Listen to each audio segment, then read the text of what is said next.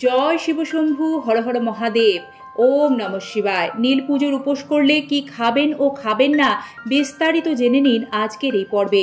সম্মানীয় দর্শক শ্রোতা বন্ধু, সিংহরায় ডোরবেলের সনাতনী বার্তার নতুন একটি পর্বে আমরা আপনাদের জানাই সুস্বাগতম।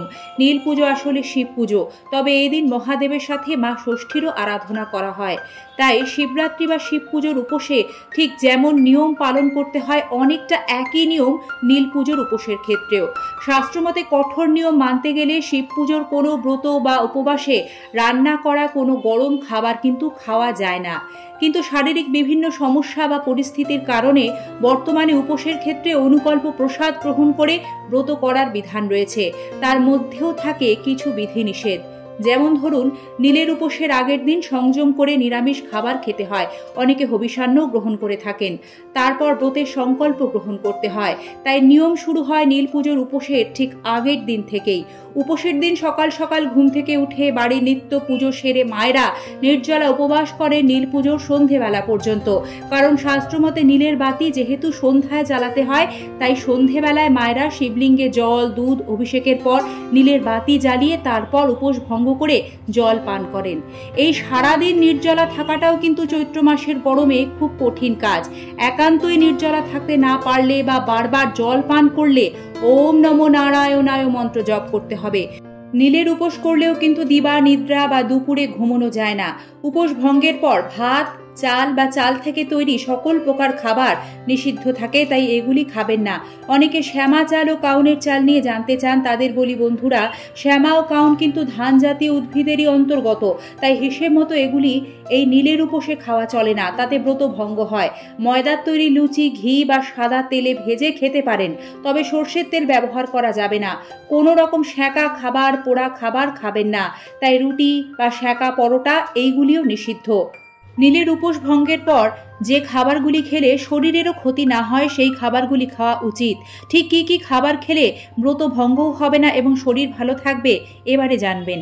ফলাহার করুন। উপোস ভাঙার পর তরমুজ, আঙুর অথবা আপেল খান। এগুলিতে জল থাকে বেশি, তাই হজম হয় তাড়াতাড়ি। তবে লেবু জাতীয় ফল উপোস ভঙ্গের সাথে সাথে এড়িয়ে চলুন, তাতে গ্যাস অম্বল হতে পারে। বাদাম খান। কাঠবাদাম অর্থাৎ আমন্ড খেয়ে উপোস ভাঙতে পারেন। এটিও খিদে অনেকটা নিবারণ করতে পারে। এছাড়াও নীলের উপোসে সাবু মাখা, ডালিয়ার পায়েস, মাখানার পায়েস অর্থাৎ পদ্মবীজকে মাখানা বলে, তার তৈরি পায়েস, দই মিষ্টি, পানি ফলের আটার পুরি খেতে পারেন। সৈন্ধব লবণ ব্যবহার করবেন এবং চেষ্টা করবেন বন্ধুরা শিব পুজোর ব্রত উপবাসে হলুদের ব্যবহার যতটা পারা যায় কম করতে এবং শুকনো লঙ্কার ব্যবহার করবেন না। ওষুধ খাবার ক্ষেত্রে কোনো বিধিনিষেধ কিন্তু কোনো ব্রত উপবাসেই থাকে না, তাই ওষুধ নিশ্চয়ই খেতে পারবেন।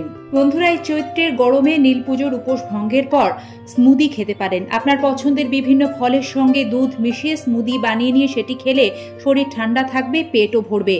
এছাড়াও নীল পুজোর উপোস ভাঙার পর ডাবের জল খাওয়ার পরামর্শ দেওয়া হয়। চৈত্রের খড়ো দুপুরে ডাবের জল উপবাসের পর শরীরকে যেমন ঠান্ডা রাখবে, তেমন পর্যাপ্ত জলের যোগান দেবে। এতে শরীরের ক্লান্তিও দূর হবে। নীল পুজোর উপোসে যতটা সম্ভব ঠান্ডা খাবার খাবেন। এদিন গরম খাবার এড়িয়ে চলুন। নীল পুজোর ব্রত উপবাসের এটাই কিন্তু শাস্ত্রীয় বিধান। বন্ধুরা, এবারে প্রশ্ন, তাহলে ভাত রুটি কখন খাওয়া যাবে? ঠিক শিবরাত্রি ব্রত পালন করে ব্রতের পরদিন যেমন পারণ সম্পন্ন করা হয়, এক্ষেত্রেও নীল পুজোর উপোস করে পরদিন কোনো ব্রাহ্মণকে অন্ন ভোজন করিয়ে তবে নিজে অন্ন ভোজন করবেন এবং তখন আপনি ভাত রুটি সবটাই খেতে পারবেন। তবে যেদিন পারণ করবেন সেদিনও কিন্তু নিরামিষ আহারই গ্রহণ করতে হয়। এছাড়া বন্ধুরা, নীলের উপোসে চা, কফির মতো গরম উত্তেজক খাবারগুলি এড়িয়ে চলাই ভালো। আমিষ খাবার ভুলেও খাওয়া যাবে না। কোনো নেশার বস্তু গ্রহণ করা এদিন সঠিক নয়। সম্পূর্ণ পর্বটি দেখার জন্য আপনাদের সকলকে জানাই আন্তরিক ধন্যবাদ। নিয়মিত এই ধরনের ভিডিও পেতে আমাদের সাথে থাকবেন। চ্যানেলটি সাবস্ক্রাইব করে পাশে থাকা বেল আইকন প্রেস করে রাখার বিনম্র অনুরোধ জানিয়ে পর্বটি এখানে শেষ করছি। শুভ নীল ষষ্ঠী।